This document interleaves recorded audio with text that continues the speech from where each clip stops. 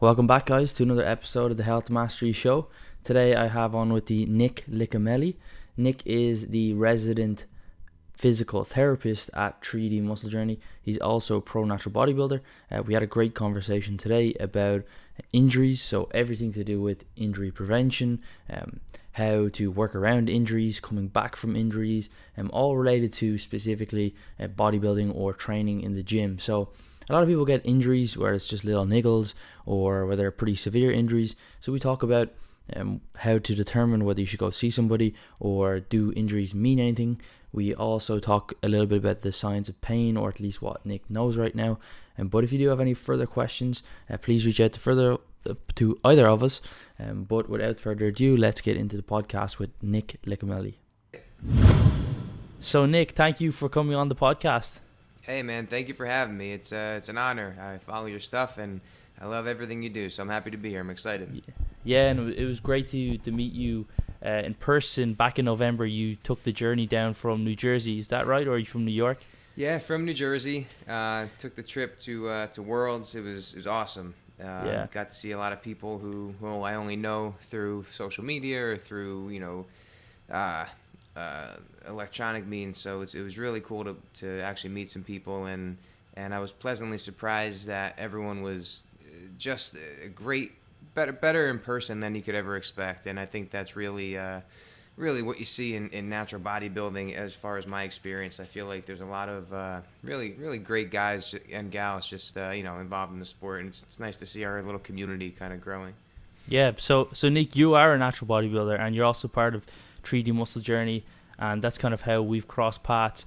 But give us some insight into where you've got to, or how you've got to where you are today, both from a professional side and also like a personal, or I suppose competitive bodybuilding side as well.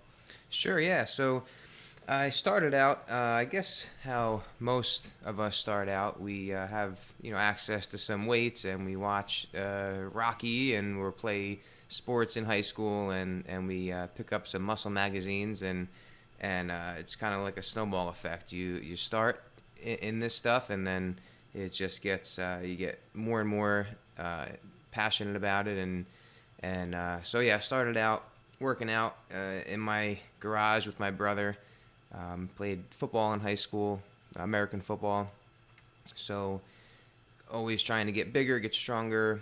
And then when I left high school, I got into some muscle magazines, and I would read and reread certain magazines and underline and highlight and take notes. And I was just taking in everything like a sponge. Like you couldn't give me enough information. I just wanted to learn more and more about this stuff. And I was trying different things, experimenting with my own self, from different techniques you see in the magazines. And then, I was doing that. And then I realized that I wanted more. I wanted to kind of learn more than what I was just getting from magazines or from like an article online or something like that. So I always gravitated more towards the authors who had some kind of like PhD, or ones that brought science into their content, rather than just like the ripped guy who comes up with a training plan. So I always found myself gravitating more towards the science type people. And then I stumbled upon 3DMJ. And I was following 3DMJ for a while and taking in everything that they put out, and it really did transform my outlook on the sport and my life. Because when you're doing the things that you think are correct, that you hear from magazines or you read online, you implement those things in your life. And for someone who's dedicated and passionate and into this sport of bodybuilding, you'll do whatever it takes, even if it hurts, psychologically, physically. You're gonna do it no matter what. So stumbling across 3DMJ really did change my life, my outlook on the sport. It brought a more evidence-based approach to it, and that's exactly what I was looking for a very long time. And then I started competing in 2013, years before I found 3DMJ. So I went through a couple contest preps, not doing things as I would do now. But I feel like those times, you have to live through those times of making mistakes to really appreciate when you're enlightened and you kind of go about things differently. So I don't regret my contest preps where I was kind of more of a bro than following any kind of structured plan or evidence-based approach.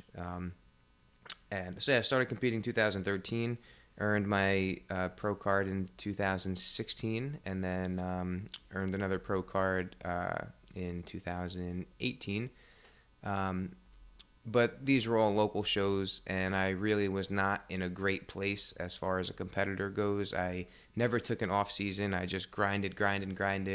My goal was a pro card, and that led to a lot of unhappiness. It led to a lot of negative feelings toward the sport because I felt like I was always going into these shows trying to get first place or trying to get, I was motivated by the placing and the trophy, which is anyone that has been in the sport for any amount of time knows that that's a very toxic way to approach the sport. So I would say I got lucky getting my pro card. I just had the luck of the draw. Certain guys came to the show that day, and on that particular day, I was chosen to be the best. So I got 2 pro cards, but my outlook on the sport now is very, very different than it was then.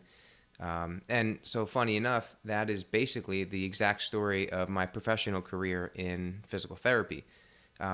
You go through physical therapy school and you're taught, what you think is what you take as, as fact and as Bible almost. And you take your licensing exam, you pass your exam, and then you go out into the field. And hopefully you have a mentor, and whoever that mentor is, you take whatever they say as gold, and you think that this is the way to do it, this is the right way to do it. But really, it's the same process that I went through bodybuilding. Physical therapy school was fantastic. My school was great. They prepared me perfectly to pass my exam. But usually the research and the content in school is years behind what is cutting edge, because they have to implement it into their curriculum, and what they teach has to reflect what we're going to be tested on in the big exam to get our license. So they can't teach us one thing and then we get tested on something else. So the schools are in an interesting spot where they aren't too up to date on the most recent research. They kind of have to make us pass our exams, and then it's up to us to go about our careers and always seek education and to better ourselves. But so very similar to my journey through bodybuilding, you go through school or you go through the magazines, and then you have a mentor who can be like, the biggest guy in the gym who tells you something and you listen to it just because they're the biggest guy in the gym or just because they're the physical therapist who's been practicing the longest. And and then you get enlightened. You come across other sources and other individuals in your career, and you kind of you change. You change your ways. And I think the biggest lesson in my 2 stories here is that content will always change, research will always change, but I think the best thing that anyone can do really in life, but in particular bodybuilding and physical therapy, is just have an open mind. Have an open mind and just understand that what you think to be true today can be turned on its head, in a second. So yeah, I think the best lesson that I've learned throughout my upcoming in bodybuilding and physical therapy is to keep an open mind and avoid speaking in absolutes, and always question where the information is coming from, and always question the information itself. And then as far as 3DMJ, I got involved with 3DMJ. I was writing articles before I had anywhere to put them. So I was in undergrad, college, and grad school, and I was writing different articles and just saving them on my desktop with nowhere for them to go. But I just knew someday I was going to have somewhere to put them, and I was going to be ready when that opportunity came. So I was actually making videos too, my parents' basement, like educational videos, and that never got published, thank God. But I was always kind of doing that that those type of things, for no other reason than I had this information that I just wanted to get out, and I wanted to help others who were maybe in the same situation that I was early on. So I wrote for Tony Gentlecore. I'm not sure if you're familiar with Tony. He's a well-known, well-respected strength coach in strength and conditioning, and so Tony put the word out that he was looking for some guest bloggers and guest articles. So I said, what the heck? It's not the first time I've sent in an article somewhere and got rejected, so I'll send some of my work. And then Tony got back to me and said he loved my articles, and he published them, and I wrote for Tony pretty consistently for maybe 2 years or so. And Andrea from 3DMJ was a follower of Tony, and she read some of my content, and at the same time they had been interested in trying to find some sort of physical rehab person, whether it be a physical therapist or a chiropractor or something like that. And so I was put on her radar after she read some of my content from Tony, and then Andrea reached out to me, asked if I'd be interested in writing for 3DMJ, and that was just like a pinch me to make sure I'm not dreaming moment when Andrea Valdez asked me to write for 3DMJ. And then I wrote consistently for 3DMJ, and then they asked if I'd be interested in coming on board as their injury reduction and management specialist. So that was, one of the best opportunities, and I'm so grateful for that. And so I've been doing that for about a year now, and it's been great. I write for 3DMJ. I go on some of their podcasts, and I consult with their athletes online. If there's any kind of injury that the coaches themselves can't seem to work around, they send them my way. And I think the reason for that was because they were, I guess, tired of having their clients go to the local medical professional, whatever that professional may be, and that professional not being too familiar with the needs of a weightlifter or a bodybuilder or anyone who exercises and lifts weights. And the recommendation would usually be stop training, or don't deadlift because it's bad for your back, don't squat because it's bad for your knees. And they just weren't getting the attention that 3DMJ would like. And if anyone knows 3DMJ, you know that they are all about quality and authenticity, and they just want the best for our community. So their idea of bringing me along was to kind of help that and help prevent that cycle of an athlete having some kind of injury and then not really having any support, or guidance where to go. So yeah, that's kind of a mouthful, but I think that's about everything. And so working with 3DMJ has been really, really a great opportunity, and I'm loving every second of it. That's great, man. And what kind of work do you do on a daily basis if people are online? How do you work with people that are distant between you? Because typically when you think of physical therapists, right, it's very manual therapy or hands-on. Yeah, it's a great question, and it actually lined up perfectly with. It's funny how opportunities come up at the right times, and if these opportunities came up at other times, you wouldn't seize those opportunities because you're in a different headspace. So the opportunity to consult with people online came about the same time as I started to be more enlightened with recent research in the physical therapy realm. So when I first started out in physical therapy, it was very manually driven. A lot of my treatments focused on manual techniques, adjusting this, realigning this, releasing this, stretching this. And then I kind of came to realize that those things aren't really what we should be focusing on. They have their part, but I think what's coming out more and more is that it's more about the progressive strengthening, the progressive exposure to exercise, to different movements.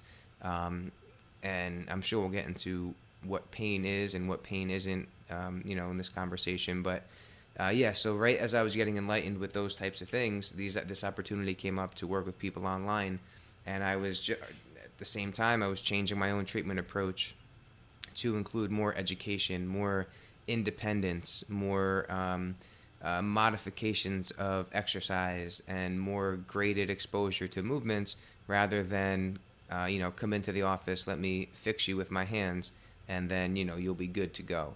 Mm.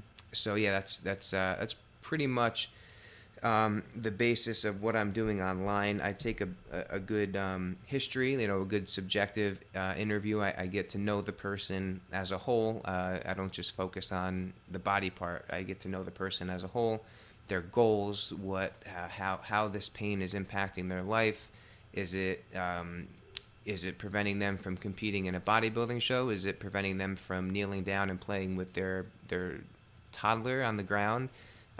These things are all really, really important. And so it's amazing how much of an impact you can have on someone and their pain experience and their quality of life simply over the internet. And it's been pretty amazing to see.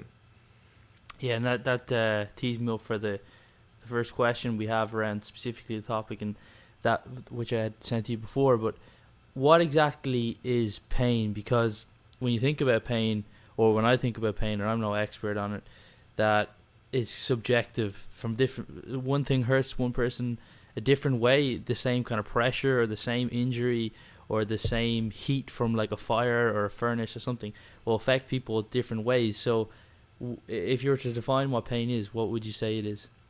Yeah, well, that's the $1,000,000 question. I'll do my best, but truth is, it's very it's a growing field, and it's much more complex than we think.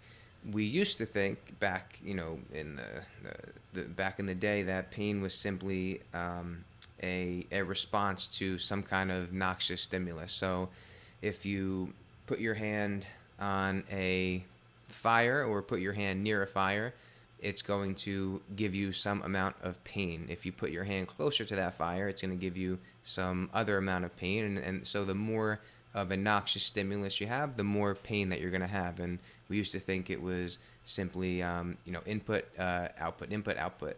But what we're finding is that pain is much more complex than that. And it's more multifactorial than just tissue damage equals pain. There are plenty of examples in the research of people having tissue damage and having no pain. Things like herniated discs or rotator cuff tears or labrum tears in the shoulder and the hip.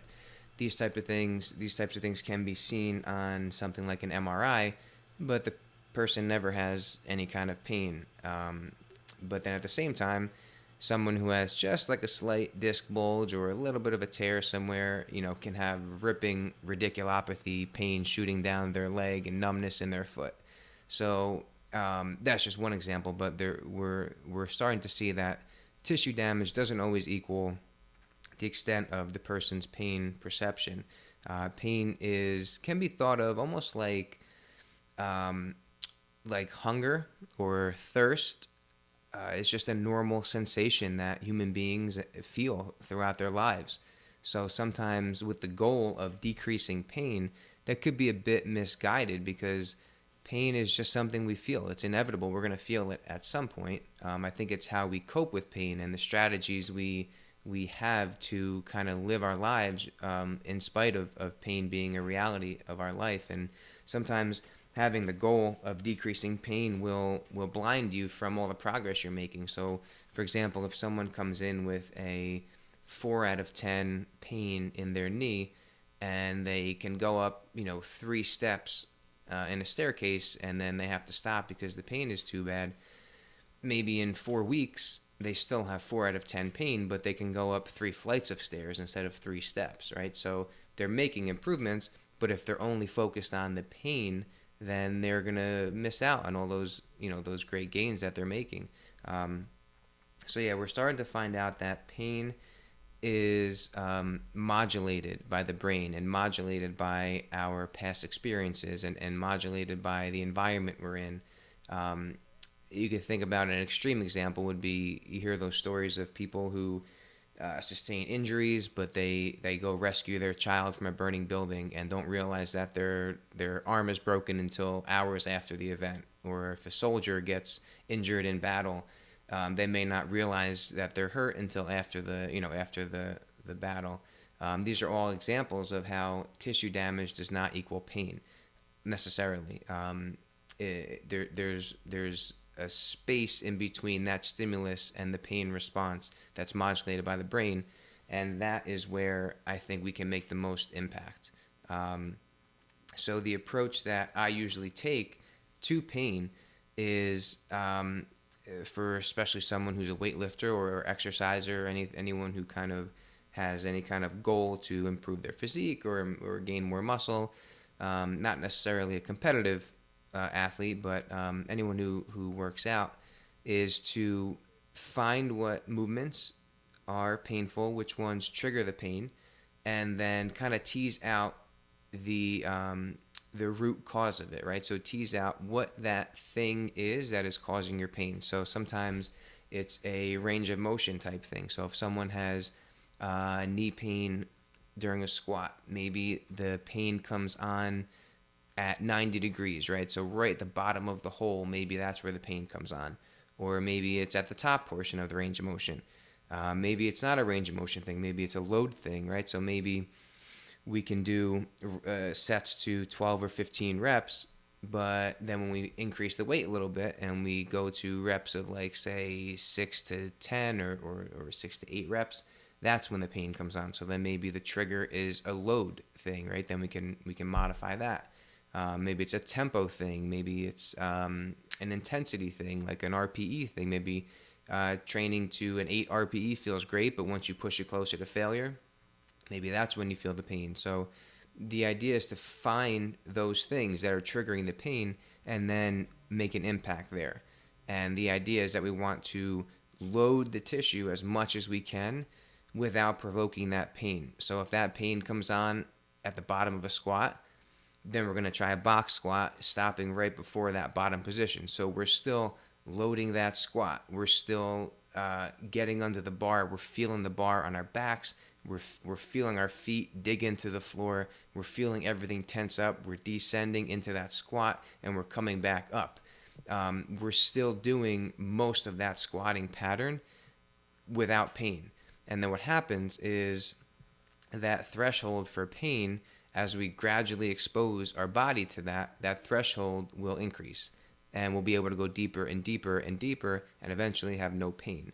An analogy I like to use is a and it's not mine. It's I've gotten it from a few other people, but it's a pirate or a captain on a ship, and the captain sees lights in the distance, and he can choose his response, right? So the lights that he sees are the stimulus, right?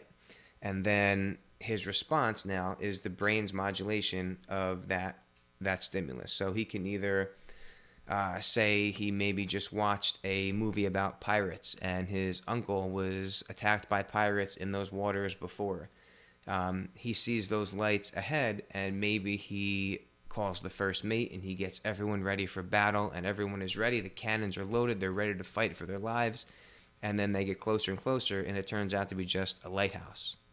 So then the way to decrease that response, right, that response like we're getting ready to fight, can be compared to the pain response. The way that we decrease that is by gradually exposing that captain to that light. We want to get him closer and closer and closer to the light so that he realizes that it's just a lighthouse. And it's okay. It's not necessarily pirates every time you see a light.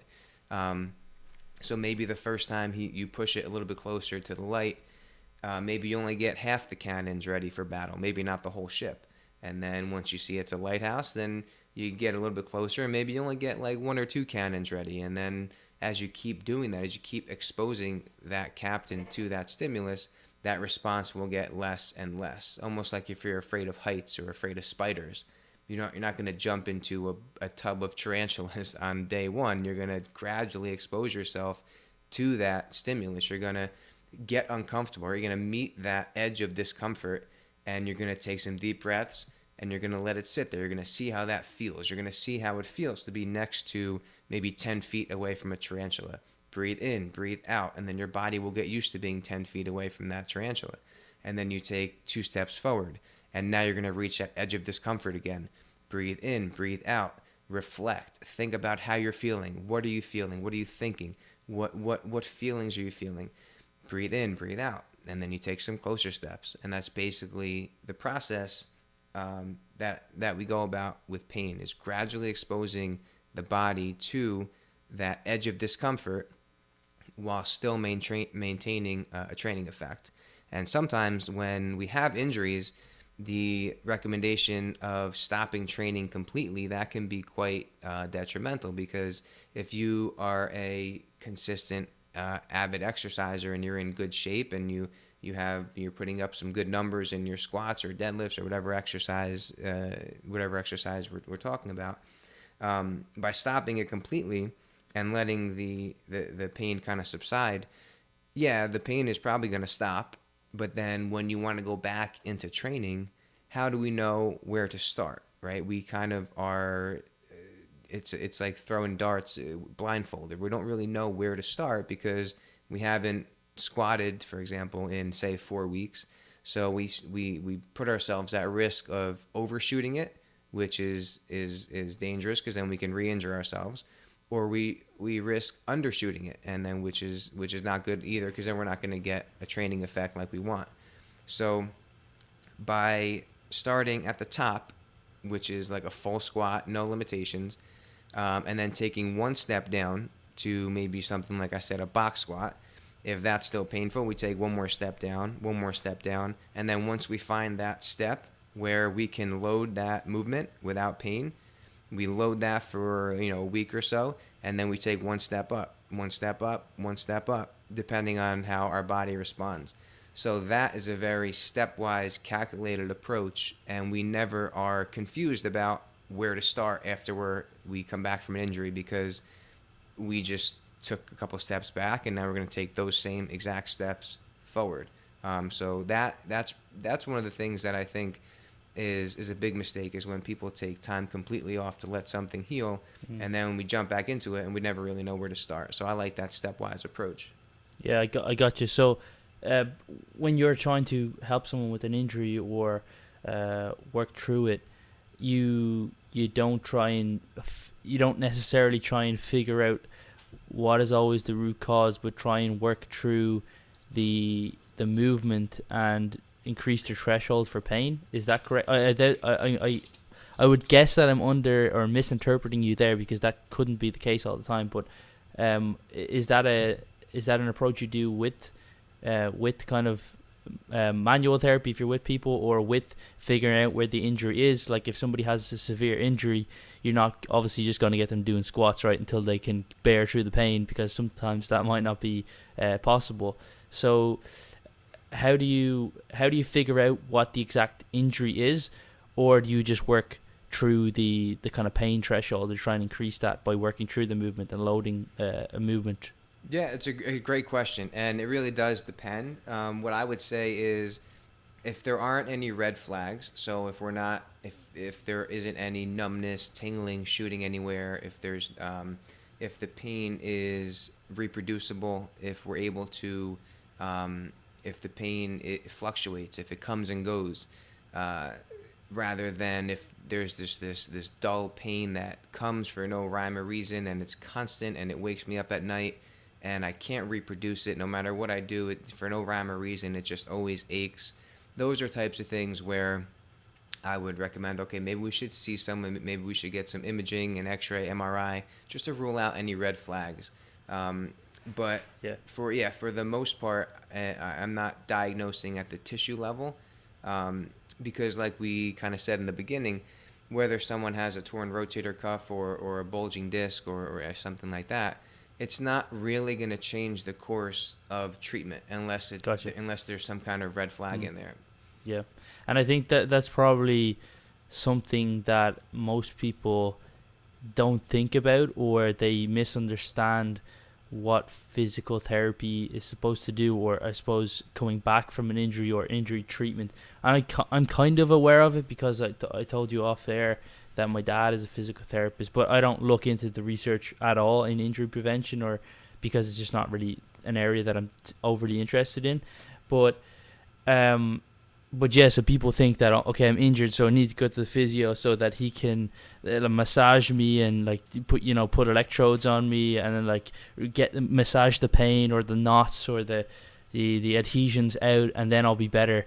But from what I've gathered through talking through my dad, and also what you're saying here now, is that the most up to date way to treat injuries, or what the literature has shown, and in your practice as well, is that it's really just about getting people moving through that movement, and trying to just like that pain will eventually just almost go away by itself once you kind of build up a tolerance for it. Is that correct? Exactly. It's a perfect explanation of it. Yep. The answer is usually get the person moving, get them loading that movement, coming to that edge of discomfort, and really just increasing that threshold. And I think one of the issues in physical therapy is that that is what happens when patients come in with expectations of releasing adhesions or finding a knot or adjusting their hips or realigning their spines. I think when the expectation is that coming in from what patients have seen on TV, what they've read, then the physical therapists are kind of at mercy of what the patient wants. And I think in a model where we get paid to do more things, more treatment gets more money in the system right now, at least in the United States, I think that puts the profession at risk of doing ineffective treatments. But the thing is that they feel good, right? They feel good in the short term. I'm not gonna argue the fact that getting your back cracked doesn't feel good. It feels great. And not gonna lie, that foam rolling makes me feel less tight. But the narrative that goes behind those things is important. It's not that we are aligning someone's spine by cracking their back. What we're doing is almost like Control Alt Delete to the system. We're kind of just giving a short-term relief in some pain and some muscle spasm. And once that good feeling, that hit of dopamine comes, the narrative that follows it can be either crippling or it can be allow for some good independence and empowerment. And I think sometimes we fall into the negative aspect of that, almost like a car mechanic who keeps you coming back and keeps taking money from you to fix this and fix that, rather than just say, you know what, as long as you change the oil in this car and maintain it, you'll probably be okay. I think it's like people don't really think about it, that getting your back aligned, like, is you don't have scoliosis and then you go to the chiropractor and he fixes it, you don't have it, but then like a few weeks you get it again. But actually, just to touch on a topic that you talked about kind of at the beginning, I'm not a personal trainer in person anymore, but I was a couple of years ago, and there was one client who had like a bulging disc, but like something like 20 something years ago, and like every so often he would be like, oh, it's really sore today. But like from what I learned is like that stuff heals pretty quickly, like a broken arm. If you had a broken arm 20 years later, there's something seriously wrong. So it's like just goes back to the point that a lot of it is just kind of almost in your head, and I guess like what you're saying in terms of loading people through injuries, it's probably very practical in the sense of what we're talking about today, in terms of like people training for they're doing bodybuilding or resistance training that have niggles and aches and pains here and there, because it's not like you're going to say, oh, hey Nick, I broke my leg yesterday, and you're like, Adam, load up those plates and squat, motherfucker. You're going to squat, just go slow. I guess it's not like that, right? But when we're doing bodybuilding, and a lot of clients that I work with, and I'm kind of lucky in a sense that I've never really had any huge injuries. Like I broke my finger playing basketball, and the very first time I went to the gym when I was like maybe 14, I just put the pin from the leg extension at the very bottom and did the whole stack and tore my quad, that was stupid. But yeah, so I didn't go back to the gym for a couple of years, and I was just like, you got a free pass, something like that. But yeah, other than that, the only pains I've had is like kind of like overuse pains, or pains that are just associated with perhaps like suboptimal form on certain exercises over time, and after a while they do kind of go away. But with that in mind, is pain always bad, or is it always something that we should kind of be worried about or seek out professional help with, or sometimes is there just like no answer for pain, or at least one that we don't know? That's a great question, and one that I think is really important. So I think so. Pain isn't necessarily. I don't want to give the impression that I think pain is in your head. It's not that we're making up our pain, or we're like being hypochondriacs and we're like embellishing and we're giving ourselves pain. It's pain is in your head, meaning that like our brain unconsciously modulates pain. Um, so I don't want anyone to misunderstand that I'm saying that, oh, you just have pain because you're afraid to squat, or you're thinking yourself into pain. Um, and that's a great question. When is pain? What do we do if we have pain? What do we do? Do we always seek out help? Do we just let it push through it? Do we always find ways to modify it? And pain can absolutely be a warning sign. It can be protective. Um, if you're feeling it, say if it's a sharp pain like during your warm-up sets, that's probably a pain that we don't want to modify and work through. Or if we do, it's going to have to be probably a pretty significant modification, like maybe back to some isometrics, or some lower level exercises, as opposed to changing from a full depth squat to a box squat. Like I was kind of saying before, if there's pain that's just constant, can't be reproduced, can't be relieved, that's pain that you probably want to get checked out. If pain is waking you up at night, if you've tried some things that haven't worked, these are numbness and tingling, right? Any kind of severe weakness that just kind of comes on. These are all things that you want to get checked out. Loss of bowel and bladder control. All serious things that are signs that you should probably get something checked out. But then other times pain isn't necessarily an emergency, and then it could be more of just a response to some kind of overload, or some kind of increase in intensity, or increase in volume, or decrease recovery, like sleep or stress, things like that. So really, if you have any question, if it's ever a question in your mind, like I don't know if this is a good pain or a bad pain, if that even exists, keep those things in mind that I just said. Constant pain that can't be reproduced, can't be alleviated, even in the short term. Numbness, tingling, those type of things, you probably want to get checked out. Yeah, so I think with like most gym injuries that just kind of progressively come on, rather than say like an acute tear or something like that you notice straight away, and I just from my complete anecdotal observation that they seem to be more common, just like rotator cuff or bicep tendon or chest pain or something like that. The things that can be reproduced. Oh, hey Nick, when I press like this, I get pain in my shoulders.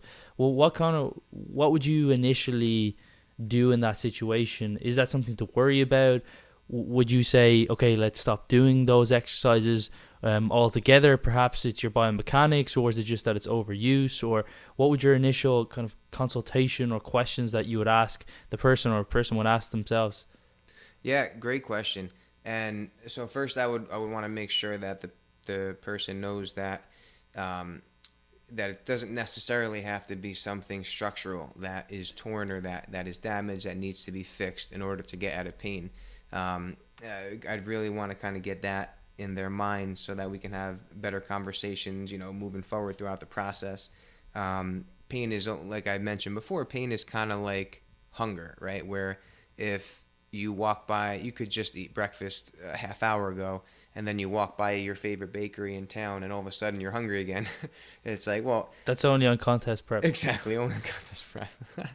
That hunger is an experience, right? It's a feeling, and doesn't always mean that you're starving to death. It can mean that, definitely, right? If you're stranded somewhere and you haven't eaten in 2 weeks, I'm sure hunger is pretty indicative of tissue damage and starvation.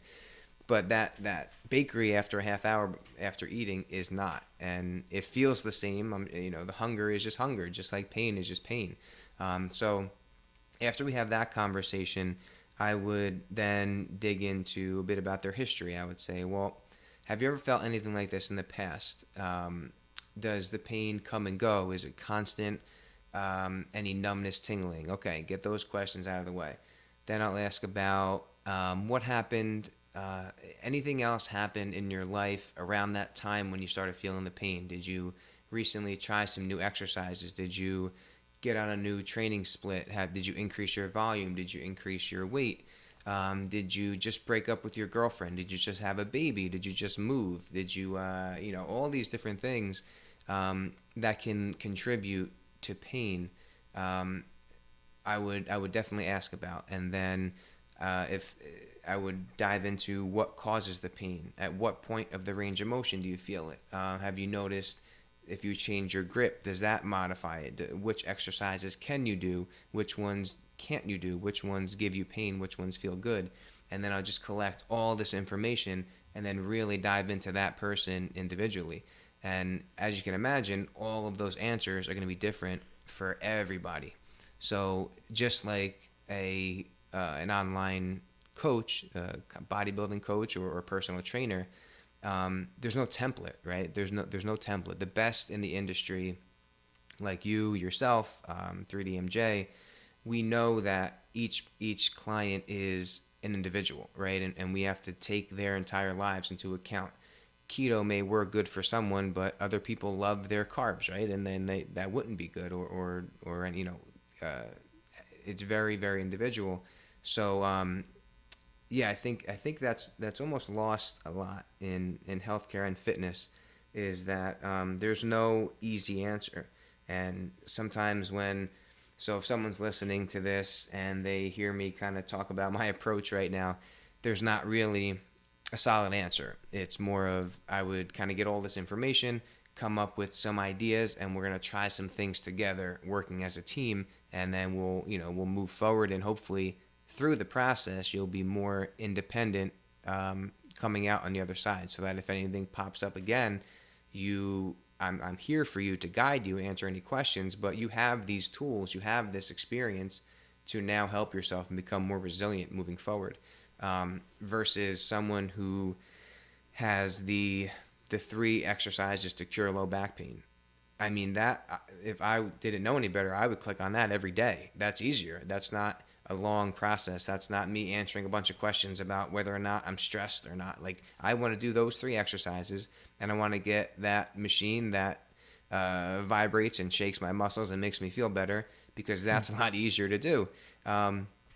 But I think that's where the issue lies in healthcare and fitness. I think a lot of times people are trying to cash in on that mentality, and I think it's hurting the people that we serve.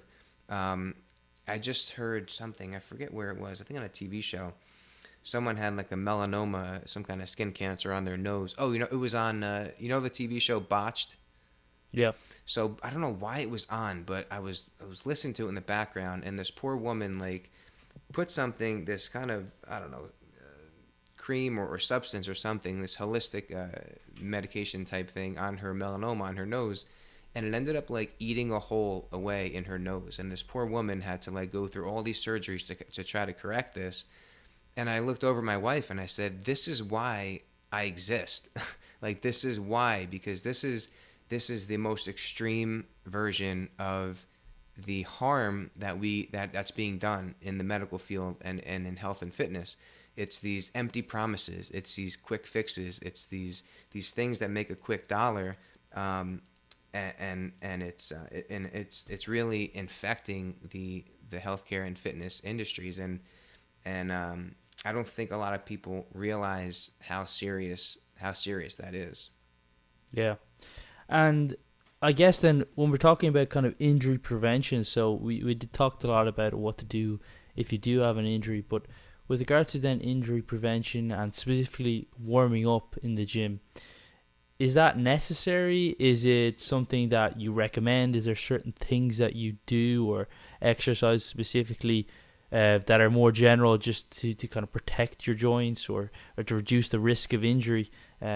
Is there anything like that? I remember when I first started, or not even first started, but maybe around 5 or 6 years ago, when I was in college, I had a lot of spare time, as you do in college, and I used to do like a warm up that Matt Ogus had like on YouTube for like upper body warm up, but it ended up being like 30-40 minutes just for the warm up. And now these days I got like 60 minutes in the gym. Today I think it was like for 45 minutes only there, and really all I do now is if I make sure that my body temperature's up, like I'm not freezing cold, do some light variations of the exercise that I'm gonna actually do. I've used a bit of like a mini red band, some like shoulder kind of rotations and stuff, and then I just get into it. And I don't know, maybe I'm just lucky that I haven't got injured, but that's kind of what I do. What do you recommend for warming up? Awesome question, man. And what you said is absolutely perfect. I think so. The research on injury prevention, it's one of the big issues with the research on injury prevention is that we really don't have a consistent definition of injury. So is injury anytime someone feels pain? Is injury time off from training? How much time off? Is injury some kind of structural damage, like a torn muscle, even though the person doesn't have pain? So the definition of injury is kind of not exactly concrete, and that kind of makes the research on injury prevention a little shaky.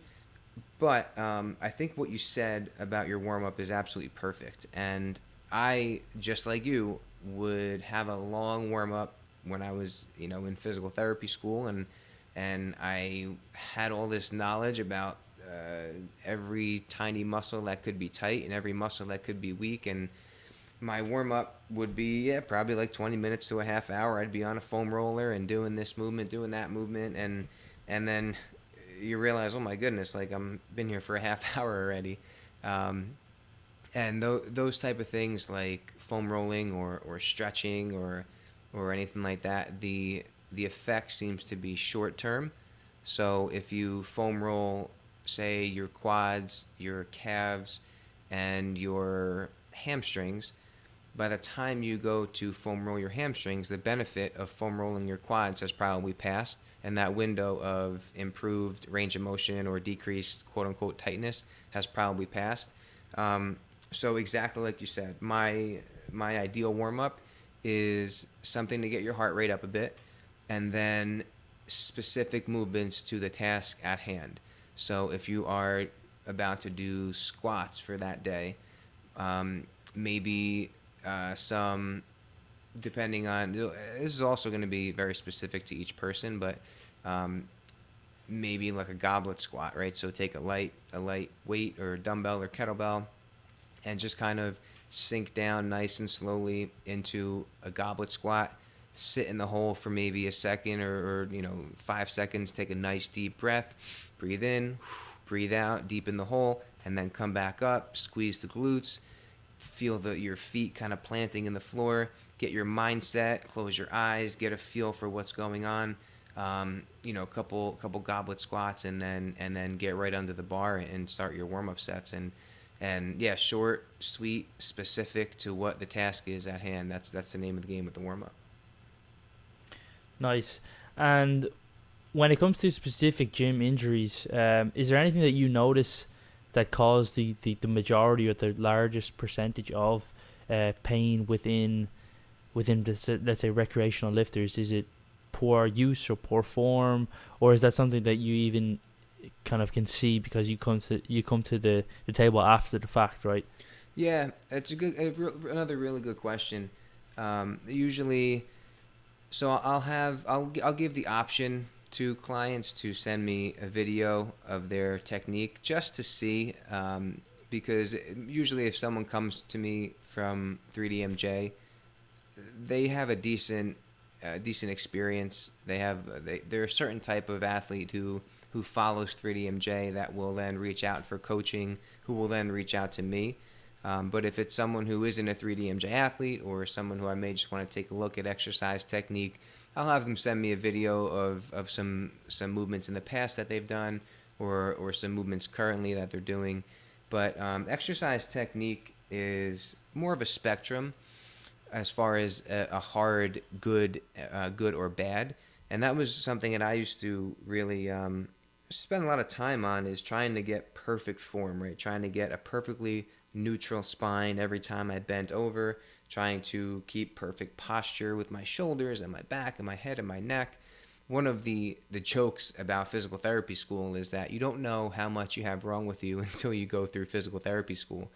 And it's funny, but it's also kind of sad, because that's what's happening when these physical therapists come out of school, is that they're looking for problems rather than solutions, right? They're looking for um, everything that's tight, that's weak, that's asymmetrical, everything that's wrong with the person, rather than everything that they can do, everything that's right with the person.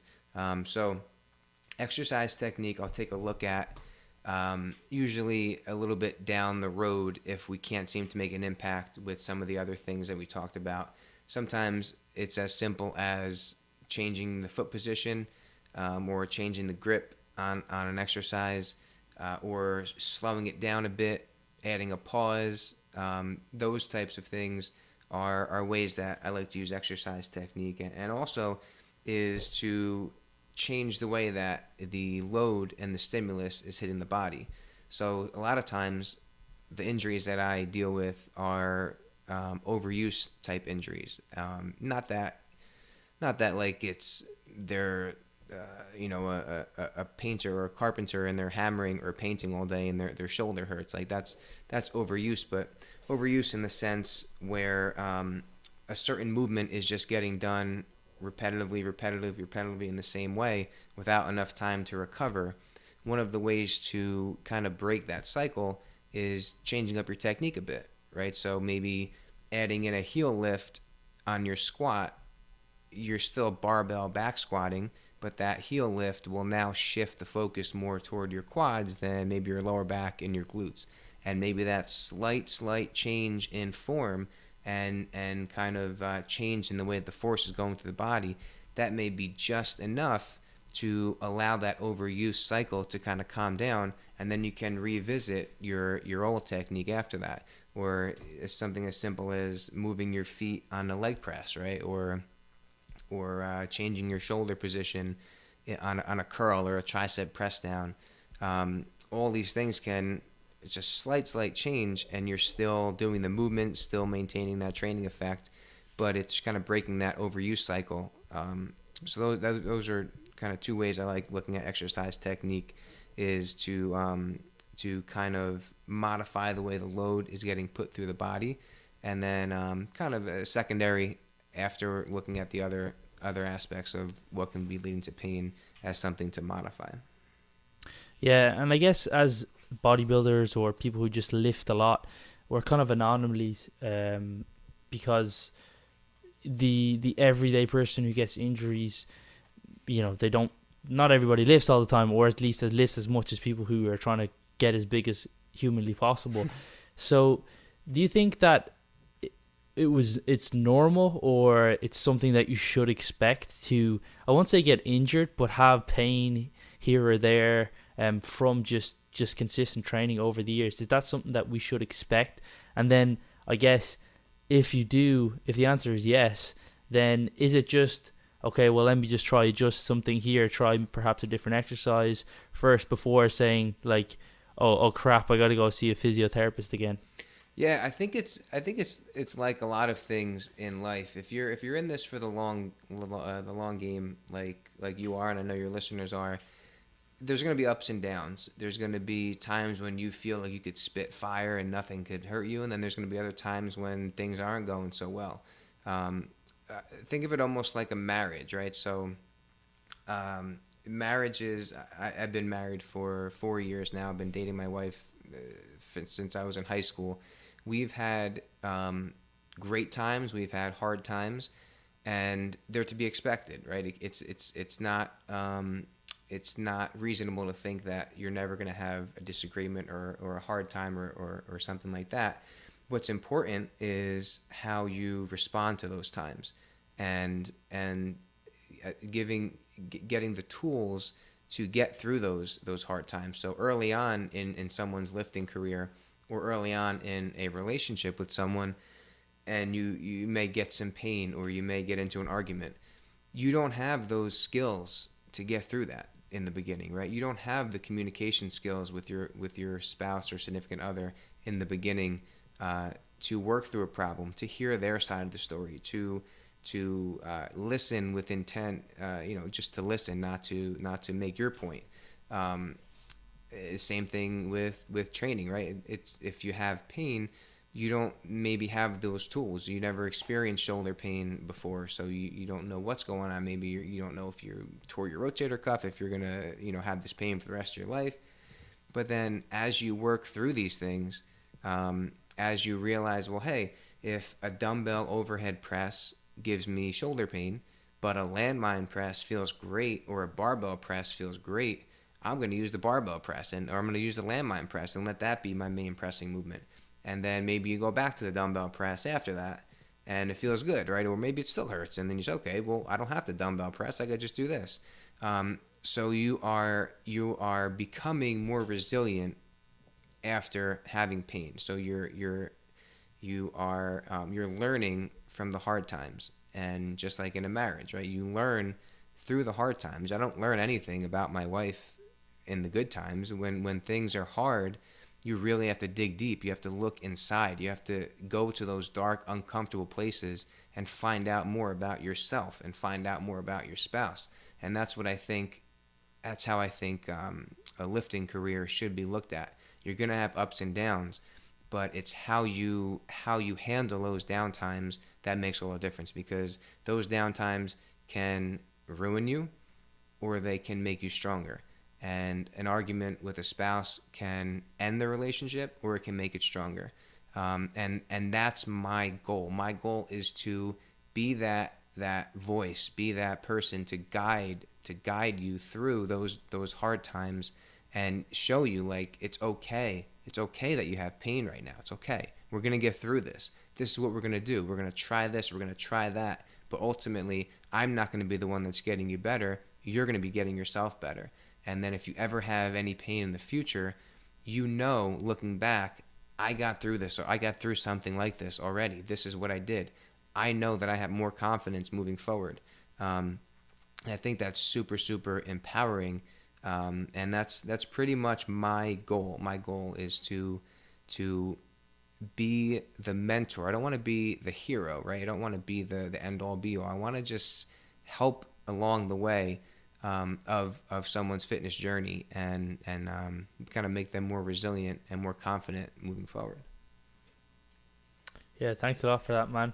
And then I guess we're almost at time, but final kind of test for you. So I told you a little bit before we began that I kind of have a bit of an injury, so let me see your magic work. I want you to heal me. No problem. Yeah. So I would say get a foam roller and maybe some CBD oil, and then put some get some electric stim and ultrasound on there, and you should be good to go, man.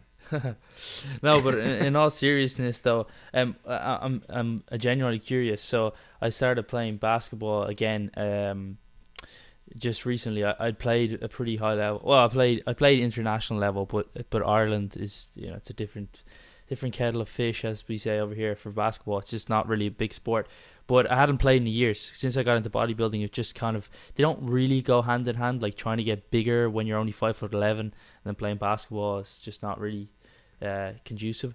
But I started to play again, because I'm not going to be competing for probably at least 2 years, but more than likely more than that, but minimum 2 years. So I just want some competitive outlet, and I've got a court like literally across the road, an indoor court, which isn't that common here. So yeah, I started playing, joined up an all team, but after the first 2 weeks it was going good. Like obviously I wasn't as fit, but got my fitness back, started to get my shot back, and then got some basketball shoes, like brand new ones, and they look like they got pretty good cushioning. But then all of a sudden, I don't know if it's correlated or it's just coincidence, that my knees Both knees have like really bad tendonitis. I got really bad pains in my heels, like in my feet, and then all around my ankles and my Achilles are just like super super sore. But only when I like run or jump, and I to the point where I actually can't like sprint. I can only jog because of the pain. So like, what do I do? Yeah, so that's a really great example, and things like basketball, soccer, sports like that are way more challenging to take the approach that I was talking about before because they're much more random, they're much more uncontrolled, they're much more varying movements than a structured weightlifting plan. But the way you just described your symptoms are really are perfect. So you're having your body is telling you that it was exposed to some kind of Adam, you're just a fat bastard. You need to lose some weight. your body's telling you like, hey, look, we're being exposed to something that we're not used to. We're not having enough time to get adjusted. We're not having enough time to get recovered. If you jog, if you squat, it feels good. So it's like, we're good. But when you try to sprint or jump, like that's what we're doing a little bit too much of.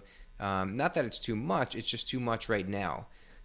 So you took some time off from basketball and then you kind of jump back into it. And then you got the new shoes. And the shoes, not that they're bad, but like we were saying before, adding a little bit of a heel lift to your squat changes the way the forces go through your body. Getting a new pair of shoes does the same thing. So I'm thinking maybe it's just the fact that your body hasn't grown accustomed to that type of training, that type of plyometric, sprinting, jumping type of training.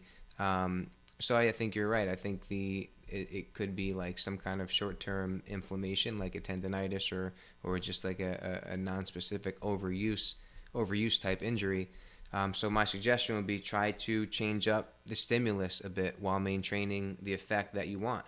So if that means maybe holding off on full game speed playing for a couple weeks and just kind of jog around the court but maintain your shot so you can still work on your skills but not provoke that pain, and then kind of gradually expose yourself to it. So maybe you do like you get the ball and you do like a sprint, like a hop to the side, and then you shoot. And hey, that feels pretty good. Okay, so now we're hopping in and shooting, and then maybe you drive to the basket and take a couple steps to the basket. Hey, that feels pretty good. All right, maybe we'll try a couple more of those, and then you gradually kind of work back into it.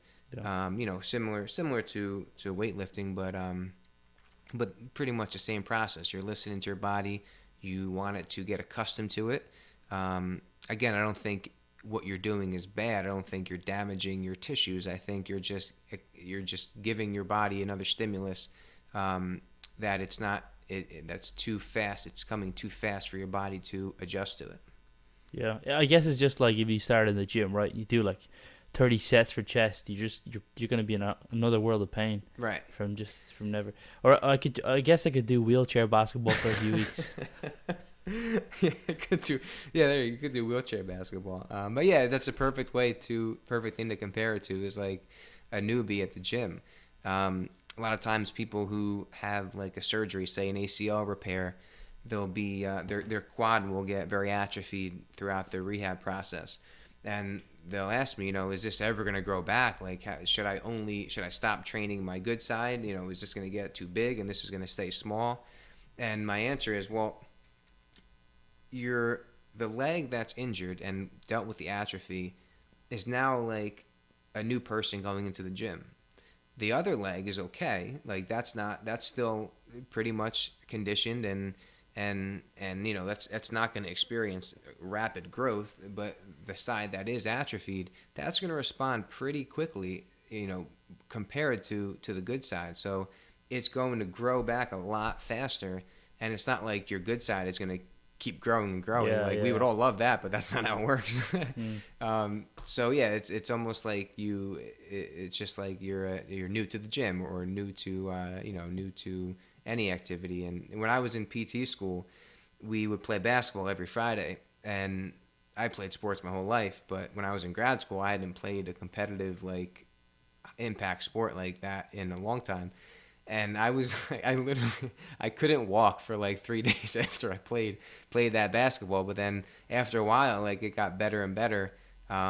But yeah, the issue was just that it wasn't that basketball was bad. It wasn't that my glutes were weak or that my hip flexors were tight or my hips were unaligned. It was just that this is a new stimulus and my body has to get adjusted to it. Yeah, I actually experienced exactly the same thing. I squat pretty frequently, and relatively heavy. But I don't run ever because bodybuilders don't run. But when I got back into basketball, I'm kind of lean. I mean, I'm not that lean, but I'm not fat. So I mean, I can still run. But I ran for like an hour or whatever, pick up basketball, and the next day, I swear to God, I felt like I did like 50 sets of hack squats or something like that. But it wasn't that I was like severely heavy load or anything. It's just that stimulus that I wasn't used to. And I guess it's the same for people who play basketball and they never hit the gym. They do like 3 sets of hack squats and then they can't walk for a few days. So it's just Exactly, yeah, and I get that a lot sometimes when people ask about yoga or Pilates, and I tell them like those things could be great, but you better make sure that you gradually expose yourself to that because I can tell you right now, like my family members and close friends, like because I'm into bodybuilding and health and fitness, they think that I'm like this super athlete. And I'm like, look, if I ever did a yoga class or a Pilates class, like I wouldn't be able to move for 5 days. Like that's just not what I'm used to. And recently, I don't know what I was doing, but I had to jog or something and I was like, that was the most unathletic thing I've ever done in my life. Like I need to get back into running or something. Because I was like, my 18-year-old self would have watched me do that and would have been disappointed. yeah. You just have to realize how like unathletic or quote unquote unfunctional bodybuilding actually is. When you try to do other things, you just look muscular or look like you can lift. I got a guy or look like you can do things. I remember when I was like younger and I was kind of bigger than everybody because I was into weights. The one guy that I used to play basketball with, because I was doing both simultaneously for a few years, used to say that I had fake muscles because they were just for show. Yeah, man. No, it's no joke. So my father's a carpenter and he works with my brother, and my dad's like 59 years old, like normal looking guy, like not super muscular, but like, 5'8" maybe and just normal looking guy. And there was this piece of furniture in my house and I literally pushed it with everything I had. I wanted to move it a little bit in this room. I put, no joke, like nothing left in the tank. Like tried to move this thing, would not budge. My dad comes over one day and I leave the room and the piece of furniture's moved. I'm like, what did you do? How did you move it? He's like, I don't know. I just pushed it. Yeah. I'm like, geez, like, but yeah, it's the principle of specificity, I suppose, right? It's Yeah, if you want to. but I think if you're muscular, if you're big and muscular, it's almost synonymous for everybody else that one, you know everything about health with any regard to like all the way up to like medical doctors and Right. anything that they should do, and also that you want to just fight everybody that wants to fight you as well. Right. Well, It's that like, oh, that you're part's big, you true. want to fight me? Yeah. If anyone takes anything out of this podcast, it's that bodybuilders don't run, and we probably want to fight everybody. Well, Nick, it was great to have you on, man. So where can people find more about you? Yeah. So I guess 3D muscle journey. So the number 3 letter D musclejourney.com. My Instagram at Nick Licamelli. And then my website for my company is strengthtogetheronline.com. Any of those places, feel free to reach out to me. I love, connecting and answering any questions or just, having a little bit of a chat. So feel free to reach out through any of those platforms. Awesome. Thanks again, Nick. Hey, Adam, thank you, man. I appreciate it. And thank you for all you do, man. It's really cool. Nice conversation. All right, so I hope you enjoyed that conversation with Nick. Injuries is certainly not a topic of forte for me, so I really enjoy chatting to Nick about it. Fortunately, like I mentioned, I haven't really had any injuries that are too severe that have kept me out of the gym or from training for very long periods of time. But it's definitely something important to remember, almost like an insurance policy. You don't really think about injuries until you've got one, but for most people, there's going to be some point where you come up against an injury which is not only going to hold you back physically, but can kind of affect you mentally depending on how severe that injury is. So if you do have any further questions for myself or for Nick, you can reach both of us through our email addresses or through our websites or our social media handles. I'll leave everything in the show notes. And if you want to find out more about Nick, I left all of his handles and all of his social media and websites in the show notes as well. But if you did enjoy the podcast, please do leave a rating and review, because it helps with all the algorithms, etc. But I will leave you there, and I will chat to you in a further episode when we have on more great guests, much like Nick Licamelli. Thanks a lot.